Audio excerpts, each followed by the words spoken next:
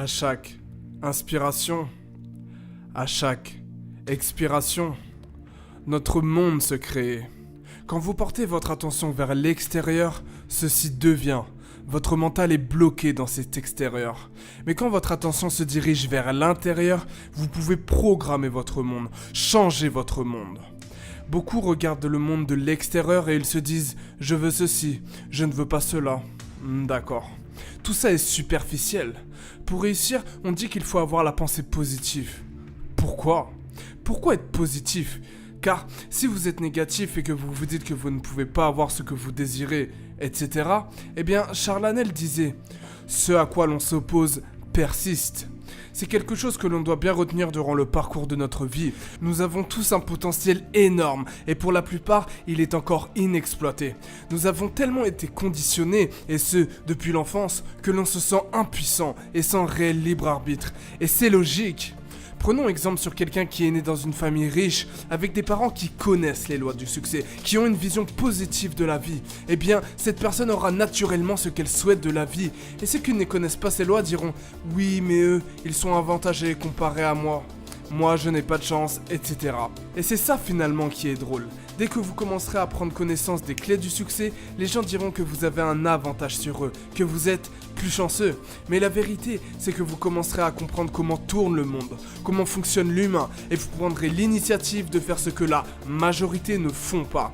Vous serez continuellement à la recherche de savoir et de connaissances qui vous amèneront par la suite à des prises de conscience qui élargiront vos perceptions. En réalité, c'est tout simple, mais il faut faire un gros travail continu sur soi-même. Il faut d'abord désapprendre pour apprendre de nouveau. Précédemment, je parlais de l'ego. Selon moi, l'ego, il faut le briser. J'en entends déjà certains me dire « oui, mais moi, j'ai mon ego, c'est important, c'est ce que je suis, etc. » C'est encore votre ego qui parle, et sans doute, vous vous cherchez encore, et vous ne savez sûrement pas qui vous êtes réellement. Eh bien, j'ai une clé pour vous, et seul vous pouvez la trouver. Si vous trouvez la solution en vous, tout se passera comme vous le souhaitez dans votre vie. La première étape consiste à briser votre ego.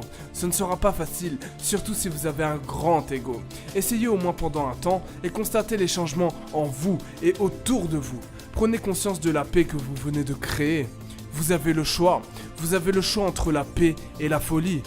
Eckhart Tolle a dit « Personne ne choisit le dysfonctionnement, le conflit ou la douleur. Personne ne choisit la folie. » C'est pour ça qu'il est impératif qu'on soit conscient des choix que l'on fait. Une fois que votre ego ne sera plus, rebâtissez-le, programmez-le comme vous le souhaitez, faites-en un allié de taille, faites-en l'ego de la réussite. Contrôlez votre ego et ne laissez pas l'ego vous contrôler. Cela prend du temps, de l'énergie et ne se fait pas en un claquement de doigts, mais les résultats peuvent impacter considérablement votre vie. Et il en va de même pour le mental. Le mental est votre pire ennemi. Détruisez votre mental, transcendez votre mental et reprogrammez vos schémas mentaux et comportementaux pour maîtriser vos pensées. Et vous verrez que la réussite dans votre vie peut se faire en un claquement de doigts. La plupart des gens ne comprennent pas pourquoi certains réussissent aussi facilement. Il y a des gens qui réussissent en ne faisant presque rien, mais qui se sont longuement exercés à se maîtriser. Mais certains ne comprennent absolument pas.